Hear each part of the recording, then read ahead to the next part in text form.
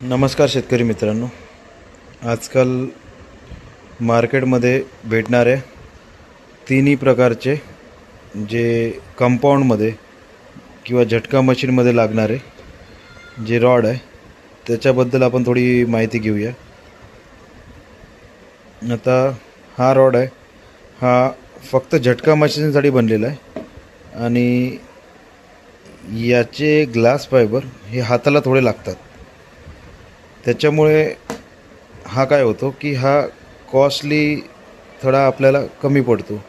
मार्केटमध्ये 145 ते 155 ते 180 रुपये किलोनी आपल्याला भेटतो.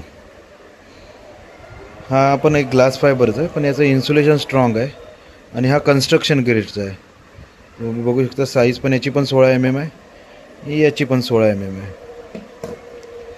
पण हा कन्स्ट्रक्शन ग्रेडचा असल्यामुळे याची कॉस्टिंग मार्केटला 170 ते 200 रुपये किलो प्रमाणे मिळतं.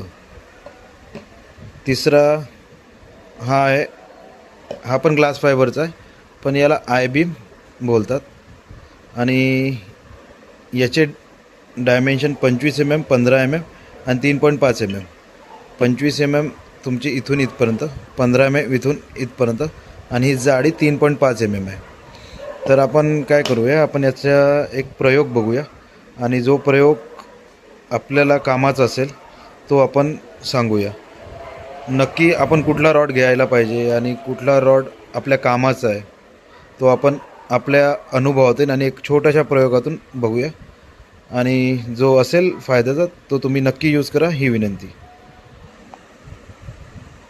प्रयोगासाठी मी काय केलेलं आहे की माती घेतली आहे, ती पण कोरडी. ठीक आहे. आता मोठ्या शहरामध्ये माती भेटणं कठीण आहे, पण एक मी पॉट घेतला आणि ज्यामध्ये माती आहे, जवळपास 1.5 ते 2 इंच माती आहे. आता आपण एक छोटासा प्रयोग करूया. त्यामध्ये काय करूया की हा जो झटका दोरीचा रॉड आहे तो मी यात रोवला, रुतला आणि उभा केला. त्यानंतर हा कन्स्ट्रक्शन ग्रेडचा जो आहे तो पण मी काय करतो, उभा करतो. आणि तिसरा हा जो आपला आय अँगल आहे तो पण उभा करतो.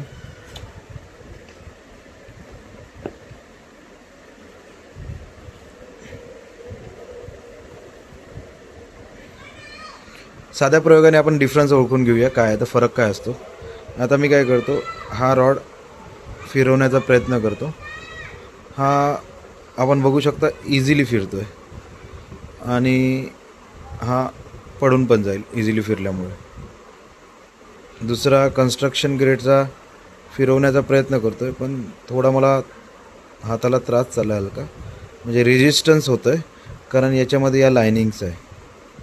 ठीक आहे, म्हणजे जमीन ओली झाली तरी हा थोडा वेळ टिकेल. पण मी याला फिरवण्याचा प्रयत्न करतो, मला ताकद जाम लागते, बघू शकता.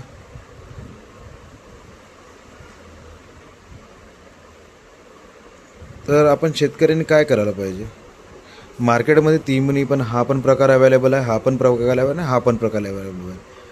पण याचा ड्रॉबॅक आहे की याचे ग्लास फायबर हाताला लागतात आणि ते खूप बारीक असल्यामुळे त्रास होतो. याचा ड्रॉबॅक जर बघितला आपण, हा कन्स्ट्रक्शन ग्रेड आहे आणि कन्स्ट्रक्शन ग्रेडमध्ये थोडी कॉस्टिंग जरा जास्त पडते.